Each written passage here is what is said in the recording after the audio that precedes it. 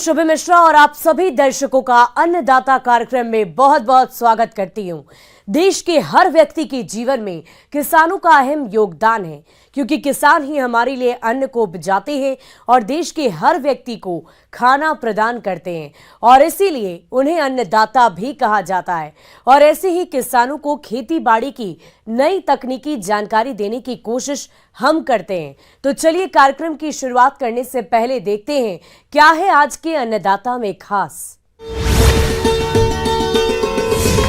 अधिक फलत के लिए आम के बाग की देखरेख।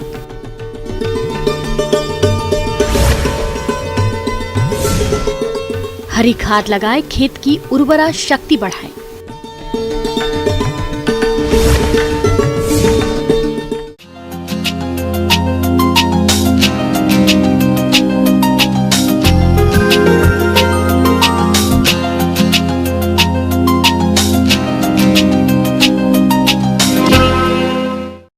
हमारे जिन किसान भाइयों के पास आम के बाग हैं, तो इस समय उनके बगीचे में बौर से फल बनने की अवस्था पर चल रहे हैं और कहीं कहीं फल मटर के दाने के बराबर हो चुके हैं। यह अवस्था आम के फल उत्पादन की दृष्टि से अधिक महत्वपूर्ण होती है। इसी बात को ध्यान में रखते हुए आप आम के उद्यान में इस समय किए जाने वाले जरूरी कार्यों को किस तरह से करें, इसकी समस्त जानकारी दे रहे हैं कृषि विज्ञान केंद्र शहडोल के वरिष्ठ वैज्ञानिक डॉक्टर मृगेंद्र सिंह।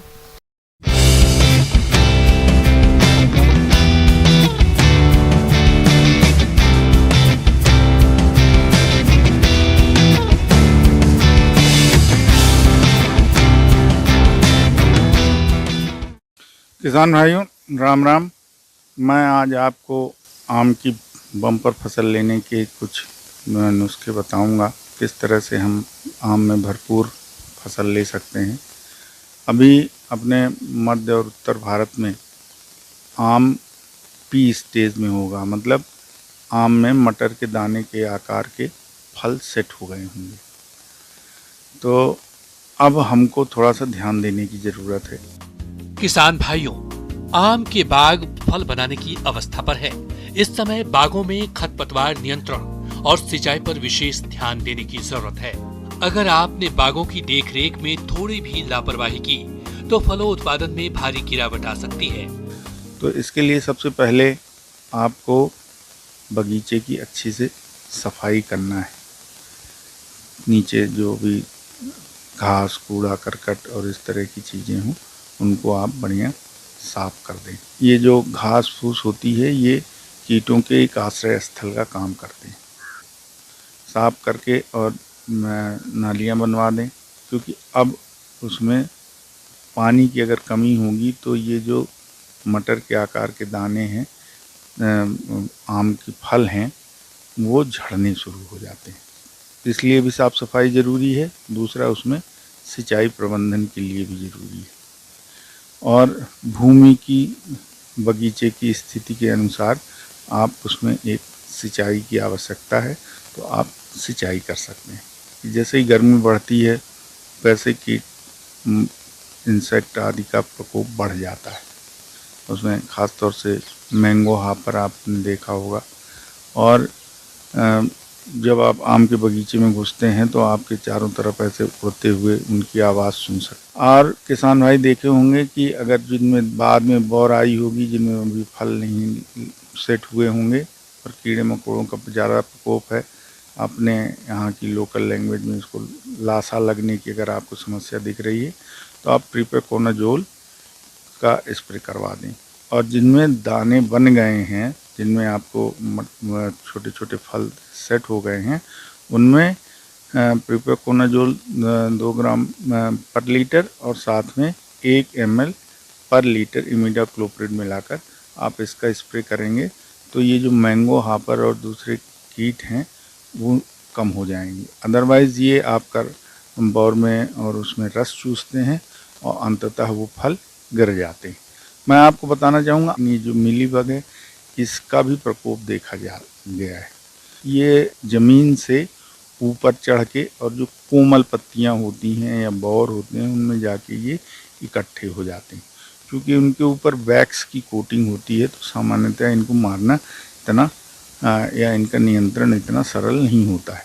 तो आप जब बाग की साफ़ सफाई करा देंगे और उसमें थोड़ा सा आप अगर उसकी गुड़ाई करवा के क्लोरोपाइरीफास का पाउडर डलवा दें या जड़ से 1 फीट ऊपर 30 सेंटीमीटर के ऊपर एक पॉलीथीन का बैंड बना के बांध दें या आप उसमें ग्रीस 4 अंगुल मोटी ग्रीस का एक बैंड बना दें या अगर आप ये नहीं कर पा रहे हैं तो डाईमेथ्योट 30 EC का 2 ml पर लीटर के हिसाब से घोल बना के उसका भी छिड़काव कर सकते हैं अगर आपको मिलीबग के कीड़े दिख रहे हैं।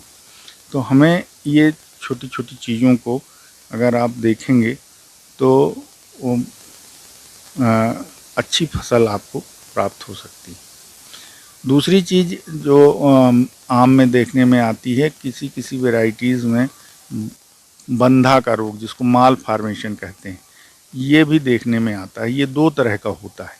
एक होता है फ्लोरल माल फार्मेशन, मतलब उसमें बौर बनती है और बौर में कभी कभी छोटे छोटे फल भी लगते हैं, लेकिन ना तो वो बढ़ते हैं ना वो बौर सूखती है, वो पूरे साल वैसे ही टंगी रहती है। इसके अलावा एक दूसरा जो माल फार्मेशन होता है उसमें पत्तियां बनती हैं, लेकिन उसमें वृद्धि नहीं होती है। छोटे छोटे आपने देखे होंगे उसमें इंटरनोड्स रहते हैं और कई पत्तियां निकली रहती हैं। तो ये भी एक तरह की विकृति ही है। तो आप इनको 3 अंगुल नीचे से काट के इनको अलग कर दें। इसके साथ ही किसान भाइयों, रोग के फैलाव को रोकने के लिए कैप्टान 1 ग्राम का प्रति लीटर पानी की दर से छिड़काव करें। अगर इस रोग की समस्या बाग में अधिक आ रही है तो अगले मौसम में फूल बनने से पहले 200 ppm नेफ्थलीन एसिडिक एसिड के घोल का बाग में छिड़काव करें। पर ये सबसे बढ़िया समय है कि आप एक फंजीसाइड, मैंने कहा तने के भीतर साइड भी स्प्रे कर दें, वो सब नष्ट हो जाते हैं। तो ये हमारी बम्पर भरपूर फसल हमें मिल सकती है। किसान भाइयों, अब लेते हैं एक छोटा सा ब्रेक।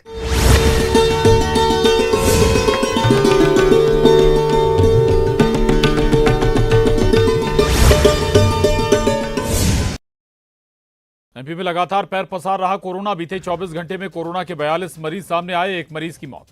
मुख्यमंत्री शिवराज सिंह चौहान आज जाएंगे सीधी 470 करोड़ की विकास योजनाओं की देंगे सौगात।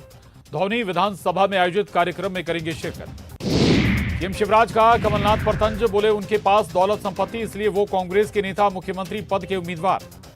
पूर्व मंत्री पीसी शर्मा का बड़ा बयान, कहा कांग्रेस को जनता का मिला था साथ, बीजेपी ने खरीद फरोख्त कर सरकार बनाई। 2023 में 174 सीटें जीतने का दावा। रीवा में बीजेपी के पूर्व मंत्री ने पार्टी के कद्दावर नेताओं से की मुलाकात, नाराज नेताओं को साधने का प्रयास, कहा पार्टी में किसी तरह की कोई गुटबाजी नहीं। प्रदेश के गृह मंत्री नरोत्तम मिश्रा का जन्मदिन, आज रास्ते में जगह जगह समर्थकों के साथ काटा केक, घर पर शुभकामनाएं देने वालों का लगा था। भोपाल के 20 इलाकों में आज बिजली गुल, आज भी जारी रहेगा मेंटेनेंस का काम, 6 घंटे तक गुल रहेगी बिजली।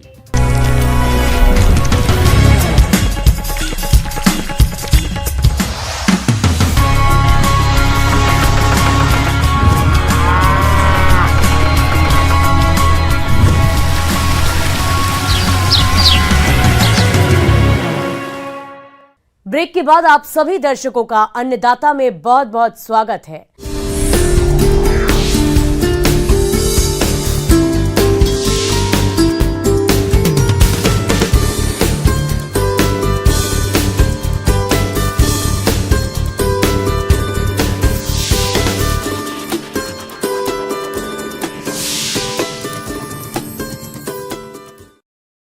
कृषि में हरी खाद सहायक फसल को कहते हैं, जिसकी खेती मुख्यतः भूमि में पोषक तत्वों को बढ़ाने तथा उसमें जैविक पदार्थों की पूर्ति करने के उद्देश्य से की जाती है।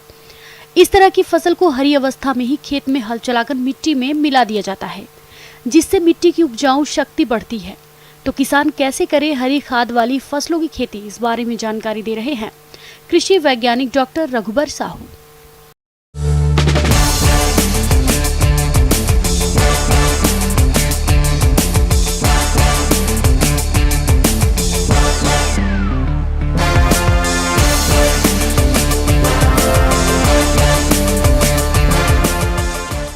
हरी खाद उसे कहते हैं जो हमारी भूमि में पोषक तत्वों को बढ़ाने में और जैविक पदार्थों को वृद्धि करने में सहायक होती है, उसको हरी खाद कहते हैं।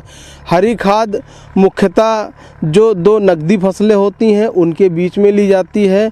तो हरी खाद मुख्यतः दलहनी फसल ही होती हैं।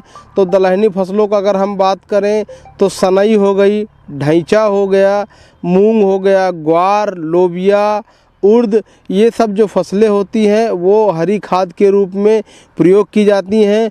और हरी खाद जैसे हमारा मूंग, उर्द या लोबिया जो भी हमारी फसल होती है, ये क्या करता है, वायुमंडलीय जो नत्रजन होता है उसको अपने फोटोसिंथेसिस या प्रकाश संश्लेषण के माध्यम से, पत्तियों के माध्यम से वो जड़ के द्वारा मिट्टी में वायुमंडलीय नत्रजन को मिलाकर और नत्रजन की मात्रा को हमारी मिट्टी में बढ़ाता है। तो आगे जो आने वाली लगाने वाली फसल होती है उस फसल में हम नत्रजन की मात्रा को कम देते हैं या वायुमंडल में जो हमारा नत्रजन 79% है उसकी से लेकर और हमारी मिट्टी में उसकी पूर्ति करता है। हरी खाद के लिए ढैंचा, सनई और मूंग की बुवाई खेत की उपलब्धता के आधार पर अप्रैल के अंतिम सप्ताह से जून तक कर सकते हैं, जिसमें 45 से 55 दिन बाद मानसून आने पर इसकी आसानी से पलटाई की जा सके। हरी खाद के लिए इसकी खेती प्रदेश के लगभग सभी क्षेत्रों में की जा सकती है। खेत के एक बार मिट्टी पलटने वाले हल से जुताई करके 2 बार कल्टीवेटर से जुताई की आवश्यकता पड़ती है। जहां तक इसकी प्रजातियों की बात आती है तो इसके लिए हिसार ढैंचा 1, हिसार ढैंचा 2, पंत ढैंचा 1 और पंत ढैंचा 2 सनई उन्नत प्रजातियों में K12 और SJ 67.42 तथा मूंग की उन्नत किस्में SML 67 आदि प्रजातियों का चयन कर बुवाई के लिए ढैंचा का बीज 30 से 40 किलोग्राम प्रति हेक्टेयर, सनई का बीज 75 से 80 किलोग्राम प्रति हेक्टेयर की दर से आवश्यकता पड़ती है और मूंग का बीज 35 से 40 किलोग्राम प्रति हेक्टेयर के हिसाब से प्रयोग करें। जैसे हम मूंग की बात करते हैं तो इसके लगाने की विधि क्या होती है। लगाने की विधि हम छिटकवा विधि से भी इसका इस्तेमाल कर सकते हैं और उसके बाद जीरो टिलेज मशीन से भी इसका इस्तेमाल कर सकते हैं। और जैसे हमारे किसान अगर छिटकवा विधि से इसकी बुआई का करना चाहते हैं तो धान गेहूं काटने के बाद आप 2 बार जो है कल्टीवेटर से जुताई करके और उसके बाद 30 किलोग्राम प्रति हेक्टेयर की मात्रा से आप मूंग की बुआई कर सकते हैं।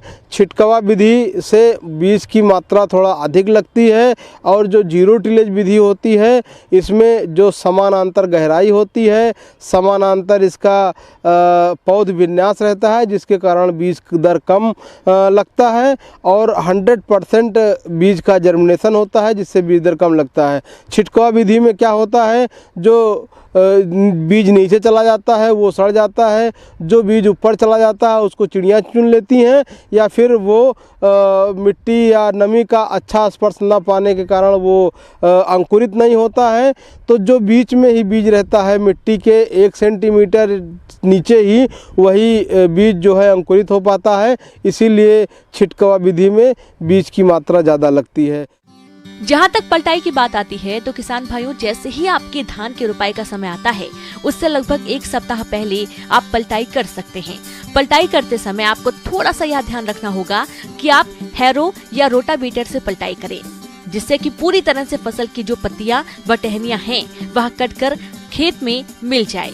इससे 86 से लगभग 106 किलोग्राम प्रति हेक्टेयर नत्रजन की प्राप्ति होती है, जिससे किसान भाई यूरिया की बचत तो कर ही सकते हैं।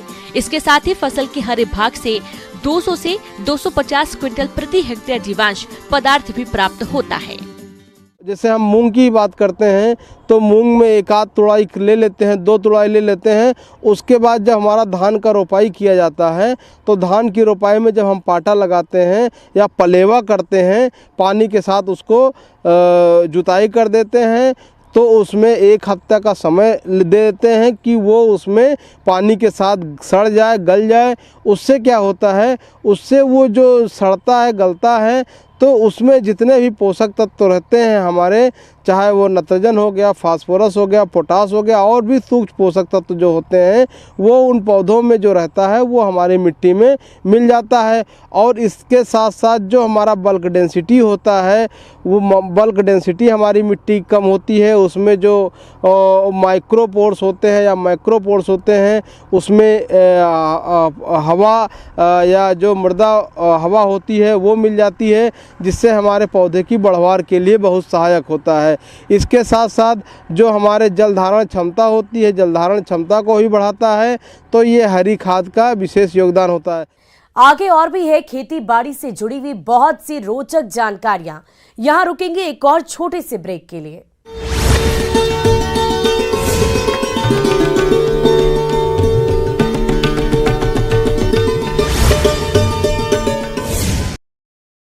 एमपी में लगातार पैर पसार रहा कोरोना। बीते 24 घंटे में कोरोना के 42 मरीज सामने आए, एक मरीज की मौत। मुख्यमंत्री शिवराज सिंह चौहान आज जाएंगे सीधी, 470 करोड़ की विकास योजनाओं की देंगे सौगात। धौनी विधानसभा में आयोजित कार्यक्रम में करेंगे शिरकत। सीएम शिवराज का कमलनाथ पर तंज, बोले उनके पास दौलत संपत्ति इसलिए वो कांग्रेस के नेता मुख्यमंत्री पद के उम्मीदवार। पूर्व मंत्री पीसी शर्मा का बड़ा बयान, कहा कांग्रेस को जनता का मिला था साथ, बीजेपी ने खरीद फरोख्त कर सरकार बनाई, 2023 में 174 सीटें जीतने का दावा। रीवा में बीजेपी के पूर्व मंत्री ने पार्टी के कद्दावर नेताओं से की मुलाकात, नाराज नेताओं को साधने का प्रयास, कहा पार्टी में किसी तरह की कोई गुटबाजी नहीं। प्रदेश के गृह मंत्री नरोत्तम मिश्रा का जन्मदिन, आज रास्ते में जगह जगह समर्थकों के साथ काटा केक, घर पर शुभकामनाएं देने वालों का लगा था। भोपाल के 20 इलाकों में आज बिजली गुल, आज भी जारी रहेगा मेंटेनेंस का काम, 6 घंटे तक गुल रहेगी बिजली।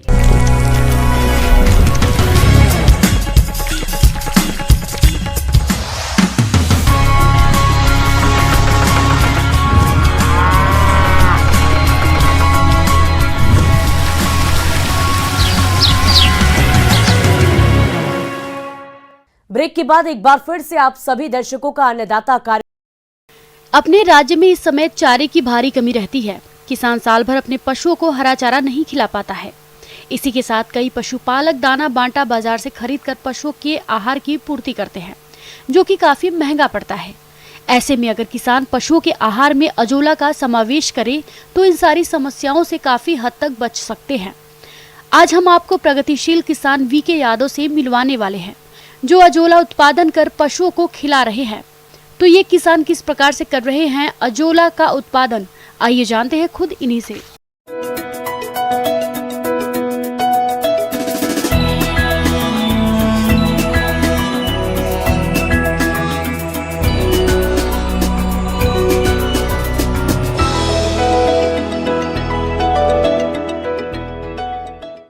आज जो सबसे ज्यादा किसान की जो पीड़ा है, यानी कि पशुधन में जो लाभ कम होता जा रहा है और चारा बहुत ज़्यादा महंगा होता जा रहा है।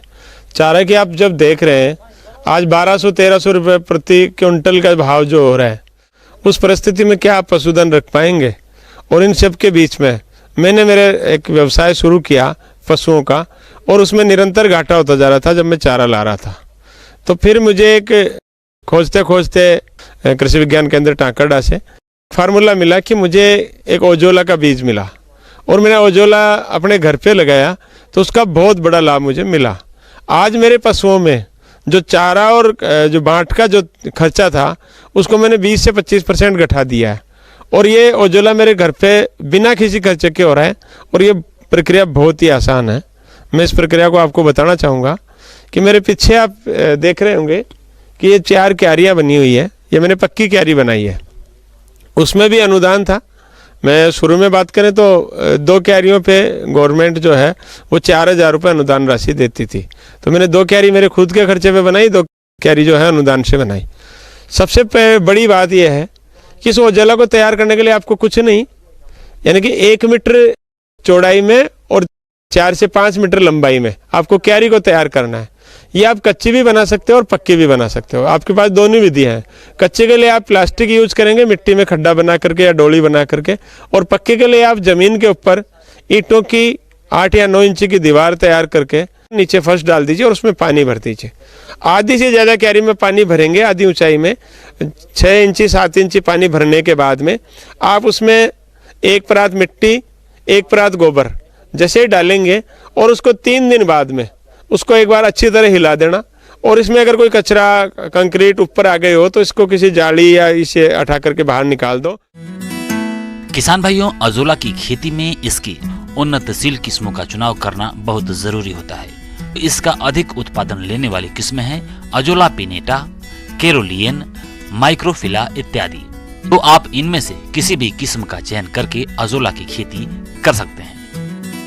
और उसके बाद में आप 1 किलो अजोला का बीज आप डालेंगे तो 15 दिन बाद में आप प्रतिदिन 1 से 2 किलो बीज आप निकाल सकते हैं। ये आपको निरंतर पैदा देता रहेगा। बहुत बढ़िया आपके लिए ये पक्की की जो तकनीक है वो ये है, इसको 1 या 2 महीने में आपको खाली भी करना होता है। छांव के लिए आपको इसमें ग्रीन नेट जो लगानी होती है, जो आपको सर्दी, धूप और बरसात से थोड़ा मैनेज कर लेती है। इसमें डायरेक्ट नुकसान नहीं होता। अजोला को खिलाने से पहले 1 सेंटीमीटर बड़े साइज के छेद किए हुए ट्रे में एकत्र करना चाहिए ताकि पूरा पानी झड़ जाए।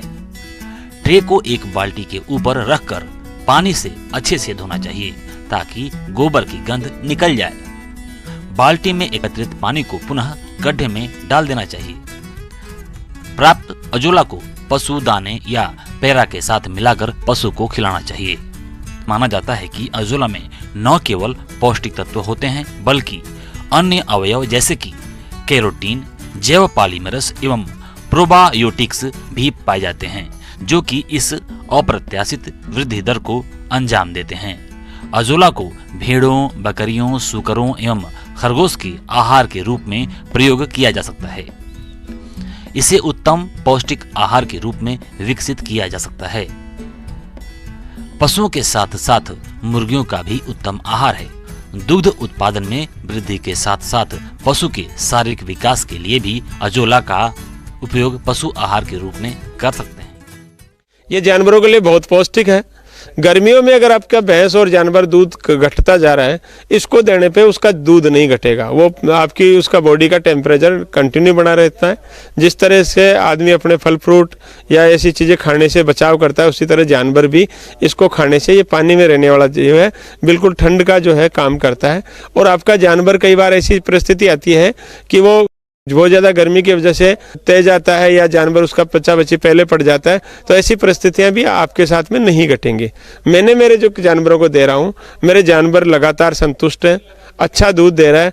आज जो किसान जिस तरीके से अपनी इनकम को जानवरों के साथ में घटाते हुए महसूस कर रहा है, अपने प्रॉफिट को कंटिन्यू कम मान रहा है, इस तरीके से विधि आप अपनाएंगे तो मेरे को जो बेनिफिट मिला, मुझे 8 से 10 जानवरों में इसका बड़ा लाभ हो रहा है। और मेरा जो खर्चा है चारा और बांट का, उसमें 25% कटौती हुई है। ये बहुत बड़ी उपलब्धि है। तो मैं चाहूँगा कि आप इसका अनुसरण करेंगे। धन्यवाद।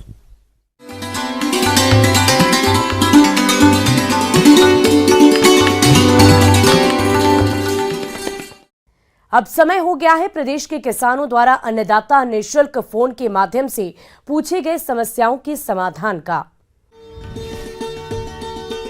आज की अन्नदाता हेल्पलाइन में हमने जिस प्रश्न को शामिल किया उसे पूछा है ग्राम सुराही, जिला सतना के लेखराज पाटीदार ने। आपने ओल की खेती के बारे में संपूर्ण जानकारी चाहिए है, तो इसके लिए देखिए कार्यक्रम का यह अंश।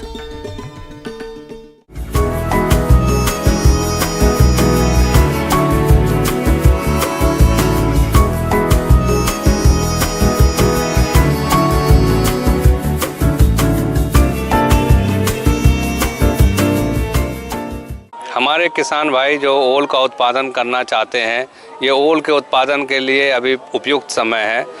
15 मार्च से लेकर 15 अप्रैल तक वो ओल को अपने खेतों में लगा सकते हैं। ओल यानी सूरन की मांग बढ़ रही है, जिससे किसानों का मुनाफा बढ़ रहा है। सूरन की आज कई उन्नत किस्में आ गई हैं, जिनका उत्पादन 40 से 50 टन प्रति हेक्टेयर किसान ले रहे हैं। ये किस्में 5 से 6 माह में तैयार होती हैं। इसकी खेती में ध्यान रखने वाली बात यह होती है कि यह फसल पूरे बरसात में खेतों में रहती है। ऐसे में जल जमाव होने पर फसल पूरी तरह से खराब हो सकती है, इसलिए ऊंचाई वाले खेतों में इसकी खेती करें। गजेंद्र वैरायटी जो ओल की है वो मुख्यतः लगाई जाती है और इसको देखा गया है कि इसकी उपज क्षमता बाकी सभी प्रजातियों से ज़्यादा है। तो मैं किसानों को बताना चाहता हूं कि गजेंद्र प्रभेद जो है हमारे ढोली कॉलेज में अवेलेबल है अभी, तो अगर किसान भाई लेना चाहते हैं तो वहां से आके ले सकते हैं। इसको लगाने के लिए हमने यहाँ पे ओल के बीजों को रखा है। लगभग ये आधा किलो से 1 किलो तक के बीजों का इस्तेमाल करके वो अधिक से अधिक उपज ले सकते हैं। हमने अनुसंधान से ये पाया गया है कि अगर बड़े कंदों को लगाया जाता है तो उससे अधिक उत्पादन नहीं हो पाता है। तो उसके लिए हम लोग को क्या करना है कि ओल के कंदों को इस तरीके से काटेंगे कि उसका मध्य का जो भाग है वो उसके सभी भागों में आ जाए, बराबर आ जाए, जिसकी वजह से क्या होता है कि और उसका एक टुकड़े का वजन आधा किलो से ज़्यादा हमें नहीं रखना है। हमारे किसान भाई जब इसको छोटे छोटे टुकड़ों में काटेंगे आधा किलो के, तब उसको खेत में लगाने से पूर्व वो गोबर का ताज़ा घोल बनाएंगे और उस गोबर के ताज़ा घोल में 2 दवाइयाँ, या तो ट्राइकोडर्मा 5 ग्राम प्रति किलो बीज के हिसाब से, या बेविस्टीन के नाम से एक दवाई आती है, उसको 5 ग्राम प्रति किलो 2.5 ग्राम प्रति किलो के बीज के हिसाब से उसको उपचारित करके खेतों में लगाएंगे।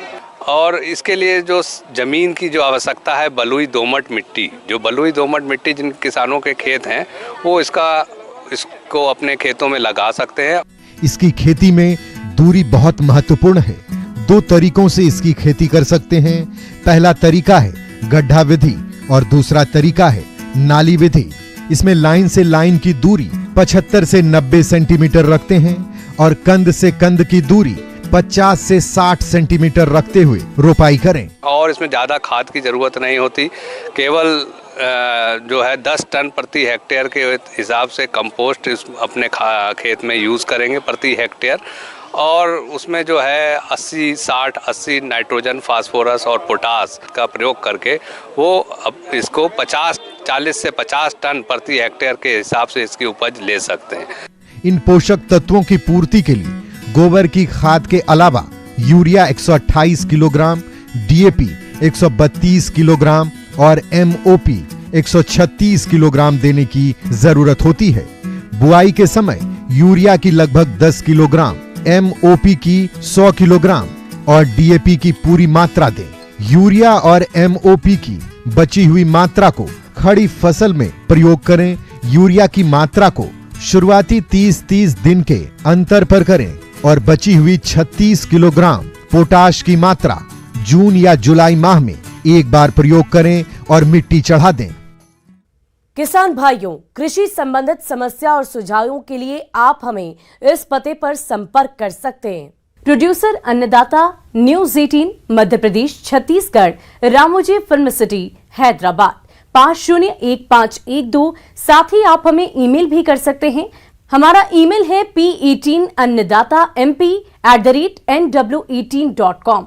इसके अतिरिक्त आप हमें निःशुल्क हेल्पलाइन नंबर 180088926163 पर सोमवार से लेकर शनिवार सुबह 10 बजे से शाम 4 बजे के बीच संपर्क कर सकते हैं। अब समय हो रहा है आपसे विदा लेने का। कल फिर मुलाकात होगी। फिलहाल इस कार्यक्रम में अभी के लिए बस इतना ही। नमस्कार।